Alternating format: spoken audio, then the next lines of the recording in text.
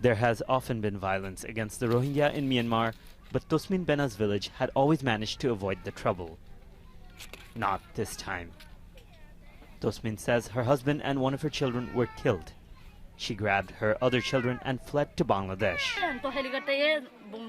They were killing us outside, so we stayed inside. But then helicopters started firing into our homes and there were explosions everywhere. I barely managed to get out alive.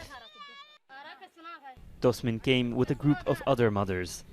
Now they go from hut to hut in the Rohingya refugee camps in Bangladesh, begging for food and shelter. There are an estimated 200,000 refugees living in these camps.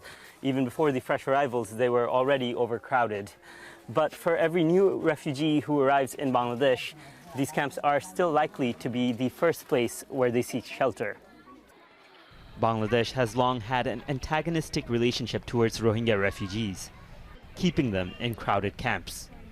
The conditions here are deplorable, with no sewage system and no electricity. Even in broad daylight, the Rohingya here live in darkness.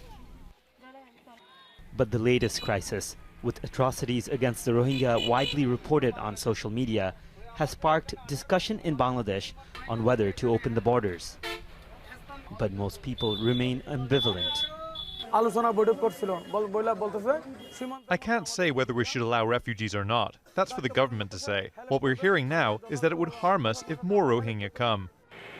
The United Nations Refugee Agency says as many as 10,000 Rohingya may have crossed the border. The Bangladesh government is dithering on what to do. Border guards have been told to turn back boats. At the same time, many in government and the security forces are turning a blind eye and letting women and children slip through. Not willing to play host, but in the face of suffering, unable to completely shut the door. Mahir Sattar, Al Jazeera, Cox's Bazar, Bangladesh.